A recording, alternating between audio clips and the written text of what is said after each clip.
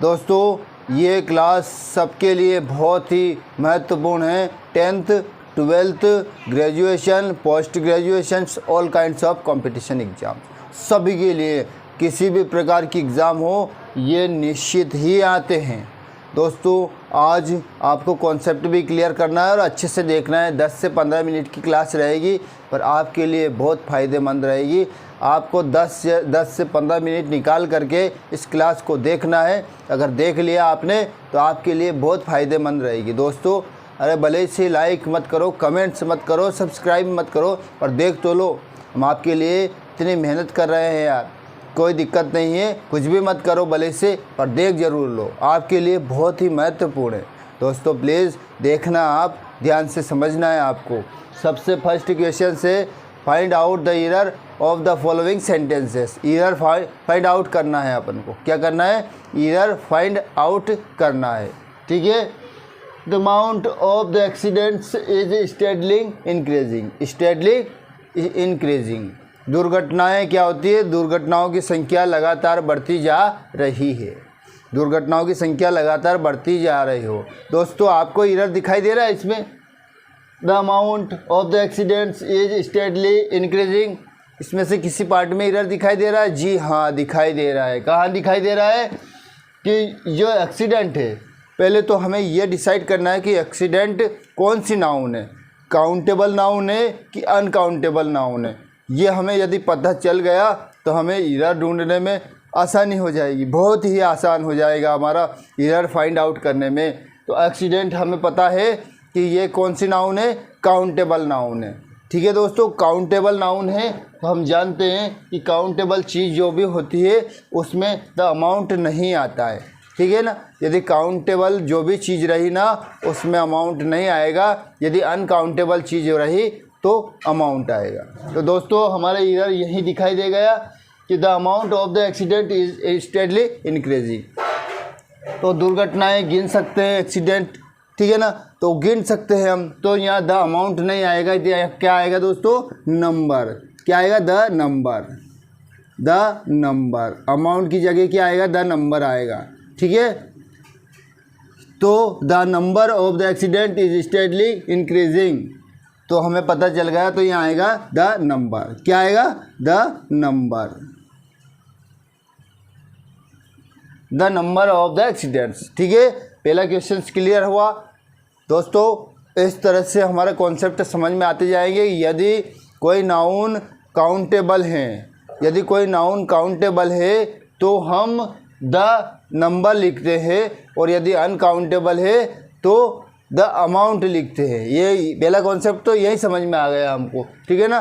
तो एरर का मतलब क्या हुआ कि एरर कहाँ होती है? जैसे मेन चीज़ होती है, जिस चीज़ से रिलेटेड कोई सेंटेंस होता है, मेन चीज़, मेन केंद्र बिंदु वही होता है एरर का। ठीक है। जब चलना नहीं आता था, जब चलना नहीं आता था तो लोग गिरने से बचने के लिए तो लोग गिरने नहीं देते थे। जब चलना नहीं आता था तो लोग गिरने नहीं देते, और अब चलना सीख गए तो लोग गिराने में लगे हुए हैं। देखिए second, all the passengers carried their own luggages. ठीक है दोस्तों, समझ में आ गया। इसमें एरर कहाँ पर है? All the passengers carried their own luggages. इसमें एरर दिखाई दे रहा है आपको? ओन लगेजेज। जी हाँ दिखाई दिया इसमें। क्या? क्योंकि ये पहला पार्ट में एरर है नहीं, दूसरे पार्ट में एरर है नहीं, तीसरे पार्ट में एरर है नहीं, चौथे पार्ट में एरर है। क्यों है? क्योंकि जो लगेजेज हैं, लगेजेज कदापि नहीं आता है, क्योंकि लगेज हमेशा सिंगुलर फॉर्म में ही रहता है।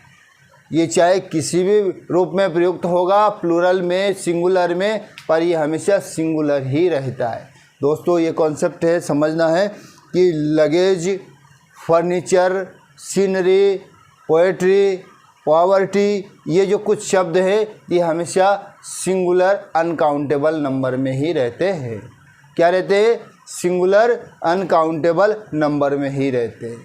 ठीक है। लगेज, तो यहाँ लगेजेज है तो हमें एरर दिखाई दे गया कि यहाँ एरर है, क्योंकि लगेजेज नहीं आता है, यहाँ आता है लगेज। क्या आता है? लगेज। इसलिए दोस्तों याद रखना है, एक बार समझ लीजिएगा कि यदि किसी भी वाक्य में ये अनकाउंटेबल नाउन आए, कौन कौन सी, यदि फर्नीचर आया, सीनरी आया, पॉवर्टी आया, ज्वेलरी आया, है ना, और पोएट्री आया, अगर ये चीज़ें आई, लगेज भी आया, तो हमेशा सिंगुलर अनकाउंटेबल नंबर में रहेगी। और दोस्तों काउंटेबल और अनकाउंटेबल में बहुत कन्फ्यूजन होता है, तो हम एक क्लास, नेक्स्ट क्लास वही रहेगी नाउन से रिलेटेड, जिसमें काउंटेबल और अनकाउंटेबल का सारा कॉन्सेप्ट क्लियर हो जाएगा। तो भविष्य में जो भी हर क्लासेस में हमारा ये मेन चीज़ होती है, काउंटेबल और अनकाउंटेबल क्या चीज़ होती है, तो इसको वो कॉन्सेप्ट क्लियर हो जाएगा ना, तो नेक्स्ट आगे समझने में आसानी हो जाएगी। तो देखिए जैसे ये समझने में आसानी हो गई, जैसे हर चीज़ कुछ ना कुछ उससे रिलेटेड चीज़ें हैं ये, तो उससे समझने में आसानी हो जाएगी। ठीक है, नेक्स्ट क्वेश्चंस दोनों समझ में आ गए, इधर फाइंड आउट कर लिया हमने। अब देखिए आप लोग, change the following sentences from the singular into plural. दिए गए वाक्यों में सिंगुलर से क्या करना है, प्लूरल बनाना है। तो दोस्तों यदि वाक्य में पूछा है, वैसे सिंगुलर प्लूरल तो हर एग्ज़ाम में पूछते हैं, हर एग्ज़ाम में पूछते हैं, पर यदि किसी वाक्य में पूछा, यदि एक सेपरेट पूछा तो उसमें तो सेपरेट ही लिखना होता है, सेपरेट पूछा तो, पर किसी वाक्य में पूछा तो दोस्तों ध्यान रख रहे हैं वाक्य के हर शब्द में जहाँ प्लूरल बनाना होता है वो सभी में बदलना पड़ता है। तो वाक्य का मतलब क्या होता है, किसी वाक्य में प्लूरल पूछा गया ना, तो उस वाक्य की सारी संरचनाओं में जो नाउन है, जो वर्ब है, सभी में प्लूरल फॉर्म में कन्वर्ट करना पड़ेगा। देख लीजिएगा, the child saw a sheep in the field, the child saw a sheep in the field, इसमें क्या क्या दिखाई दे रहा है, द चाइल्ड प्लूरल में कन्वर्ट करना पड़ेगा, द शीप जो अ शीप है इसको प्लूरल में कन्वर्ट करना पड़ेगा, बाकी तो जो भी बदलने का है। तो दोस्तों सिंगुलर से प्लूरल कन्वर्ट करने के लिए पूरे वाक्य में ज़रूरत पड़ती है कि हर वाक्य में जो सिंगुलर से प्लूरल बदलना होता है, बनना होता है, उसको बदलना ही पड़ेगा। तो पहला सेंटेंस, द चाइल्ड सा शीप इन द फील्ड, इसमें दिखाई दिया आपको द चाइल्ड, शीप, दो चीज़ को प्लूरल में बदलना है। तो चाइल्ड का क्या हो जाएगा, चिल्ड्रन, क्या हो जाएगा, चिल्ड्रन हो जाएगा। तो द चिल्ड्रन, देख लीजिएगा आपको प्लूरल में बदलने में दिक्कत नहीं आएगी। चिल्ड्रन वर्ब सा है, इसमें कोई दिक्कत नहीं आएगा, यदि इज एम आर वगैरह रहता तो बदलते हो। तो ये सा सेकंड फॉर्म में, उसमें कोई दिक्कत नहीं। और अ शीप है, एक भेड़ है, तो हमको बहुत सारी भेड़ बतानी है, तो शीप, भेड़ है ना। शीप में प्लूरल और सिंगुलर समान रहते हैं, केवल हमें वो इंडिकेट करने के लिए या तो आर्टिकल लगा दिया जाता है कि आ अगर वो लगाया तो एक भेड़, और अगर आ नहीं लगाया आर्टिकल तो बहुत सारे भेड़। तो ये हो गया पहला सेंटेंस में चिल्ड्रन और शीप, कर दिया कन्वर्ट। नेक्स्ट है दिस ऑक्स इज़ माइन, इसमें क्या, दिस ऑक्स इज़ माइन, सारा इसमें पूरे में प्लूरल बदलेगा, इस वाक्य में पूरे चीज़ में प्लूरल होगा। कैसे होगा देख लीजिएगा, तो दिस का हो गया दीज, ऑक्स का हो गया ऑक्सन, अब ये वर्ब है सिंगुलर है तो वर्ब हो गया, प्लूरल है तो आर, माइन का होता है आवर्स। दोस्तों ये याद रखना है, माइन का भी प्लूरल होता है, क्या होता है, आवर्स होता है। तो ये चीज़ याद रखना है, बहुत सारी चीज़ों के प्लूरल होते हैं जो हमको पता भी नहीं है, तो आज ऐसी चीज़ सीखेंगे जो हमें पता चलेगी कि यार इसके प्लूरल भी होते हैं। आई का तो होता है मी, जनरली याद होना चाहिए हमको कि आई का प्लूरल फॉर्म क्या होता है, वी होता है, और ही का होता है देम। यदि ही का पूछ लिया किसी ने कि ही का प्लूरल क्या होता है, तो होता है दे, क्या होता है, दे होता है। और दिस का होता है दीज, जो अभी आई गया अपने, दिस का क्या होता है, दीज होता है। और हिज का होता है देयर, HIS, हिज का क्या होता है, देयर होता है। और हिम का होता है देम, हिम का क्या होता है, देम होता है। और माइन का होता है आवर्स, क्या होता है, माइन का आवर्स होता है। ठीक है, और बाकी जो चीज़ में जो जिसका सिंगुलर से प्लूरल में वही फॉर्म रहता है वो बात अलग होती है, पर ये चीज़ें हमें याद होना बहुत ज़रूरी है। तो दीज ऑक्शंस आर आवर्स, तो ये सिंगुलर था, दिस ऑक्स इज माइन, इसका हो गया plural, these oxen are ours. A deer was caught by a hunter, a deer, दोस्तों ध्यान रखना, डियर का क्या होता है, डियर ही प्लूरल में होता है, केवल ये शो करने के लिए कि ये एक डियर है तो अ लगाया, और अगर बहुत सारे डियर हैं तो ए नहीं आएगा। डियर, अब तो प्लूरल फॉर्म है, सिंगुलर में वाज तो प्लूरल में हो जाएगा वर। क्या हो जाएगा? Were. Deer were caught by a hunter, एक शिकारी। एक शिकारी तो प्लूरल में बनाया ना, आपको प्लूरल बनाना है तो हंटर्स, बहुत सारे शिकारी। दोस्तों समझ में आ गया? Deer were caught by a hunters. Third हो गया। फोर्थ देखिए, a wolf is a wild animal. इसमें क्या है? ये अ वोल्फ, एक भेड़िया। बहुत सारे भेड़िया यदि रहेंगे तो वोल्फ्स आ जाएगा। देख लीजिएगा, वोल्फ्स।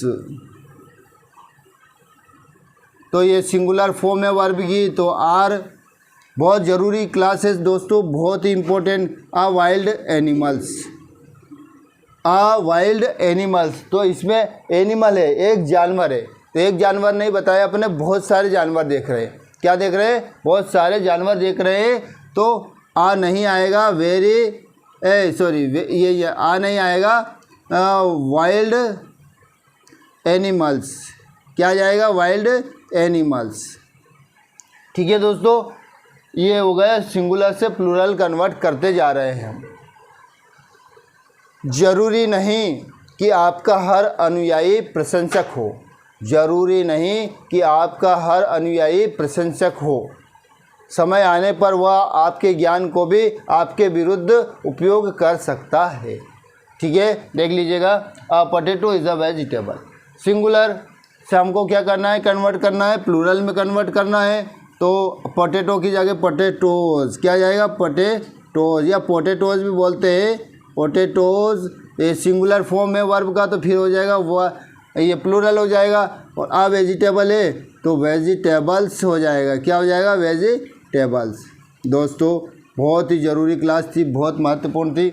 आपका 10 से 15 मिनट वेस्ट हुआ होगा, पर आपको सारे कॉन्सेप्ट क्लियर हो गए कि किस प्रकार से यदि सिंगुलर से प्लूरल में बदलना हो तो क्या करते हैं। पूरा वाक्य में चेंजेस होते हैं, वर्ब में होता है, नाउन में होता है, और बाकी अगर यूँ सेपरेट आता है तो वही चीज़ होता है। पर कुछ चीज़ें ऐसी होती है दोस्तों, याद रखने योग्य बातें, जिसका सिंगुलर और प्लूरल फॉर्म सेम होता है।